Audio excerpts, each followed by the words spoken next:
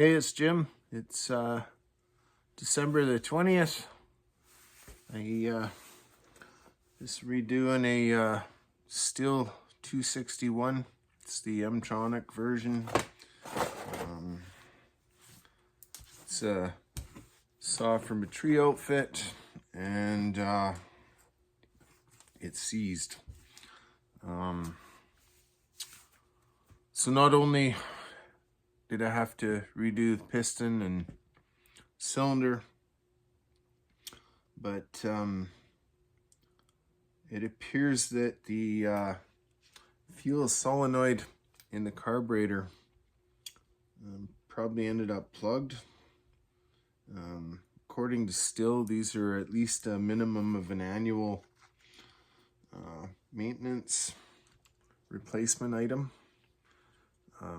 This is the carburetor here. The little solenoid is positioned here, and basically that kind of takes the place of your jet. So if that ends up getting plugged up, then it causes the saw to run lean, and it can only provide as much fuel as this little thing will let go through there. So if it gets plugged up, then that's the result. These saws also run the much finer filter mesh on them too. So you want to make sure if you're replacing filters on any of these newer saws that you use the right filter. So it really is important to give your parts guy the serial number from the saw to make sure you get the right kit for stuff. But anyways, so this is the part number for the kit that I'm using to replace this. It comes with the new filter and the new solenoid. It's actually in the bag here still. This is one from another one that I replaced a while ago. So, but anyways, so yeah, and then I guess we'll run through some of the steps here. So I'll just pause this and we'll zoom in. Okay.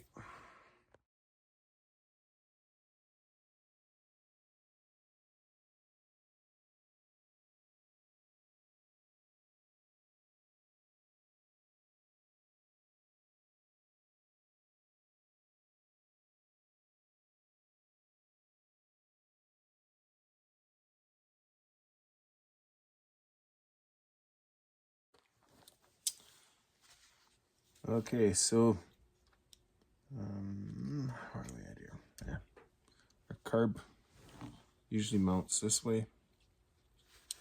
We have this one, it's a Torx T10 to remove this, it's like a positioning clip or bracket there. It's held in right here. There's a little tab on the end of it here that goes in there, and then the bolt goes through there. Okay, and then we get into some somewhat delicate business here with how the wire connector is held in. And it's actually been a while since I've done one of these ones. So see if I can get it to just kind of pop out of here. There it is. Okay, so this connector slides in there, and you just pry this little ear, push it up. That removes that connector. Our new one's going to basically go back in the same location, and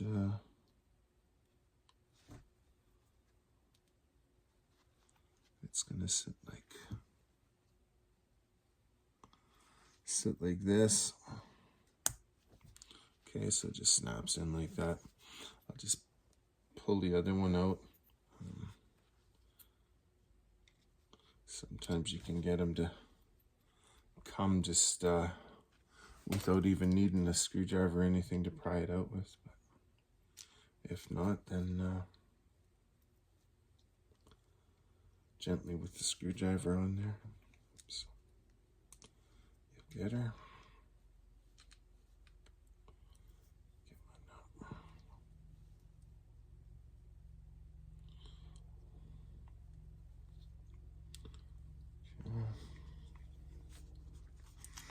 There. Trying to remember, I think I tried changing one of these with the carb still in the saw, and it was, just a real pain. So I suggest you take it out, but it's your call. I guess I can probably show you the carb reinstall after as well. I'm still putting the saw back together, so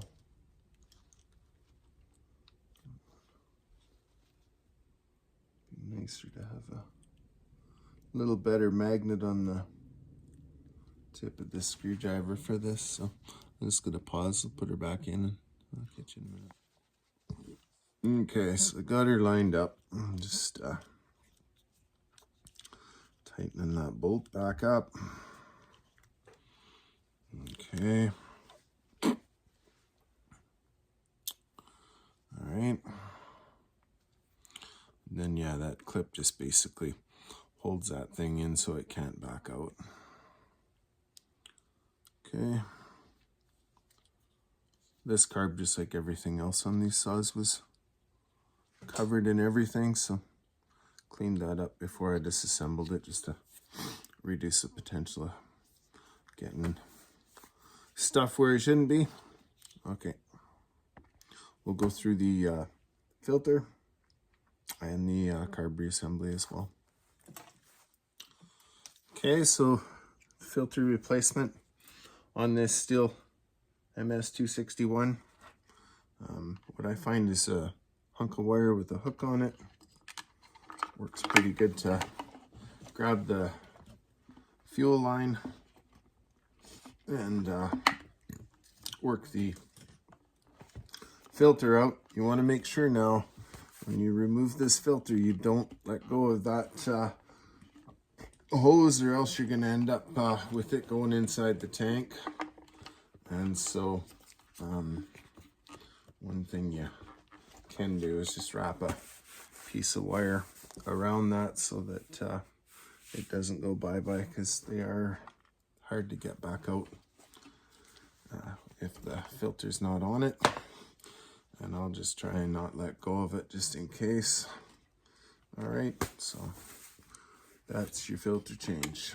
Okay, this kit, like I showed you there, comes with the filter and the fuel solenoid, and still recommends those both be changed on these M-Tronics, a minimum of annually, but that is going to depend on if you're running it more frequently in more extreme conditions, then it should be done more often. But anyways, and I think that kit's somewhere, depending where you're at, 30, 40 bucks, something like that, I guess.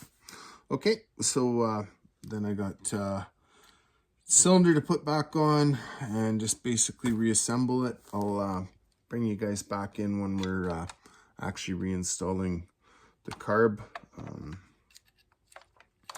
just so that I can go through how to remove and reassemble that part of it. Okay.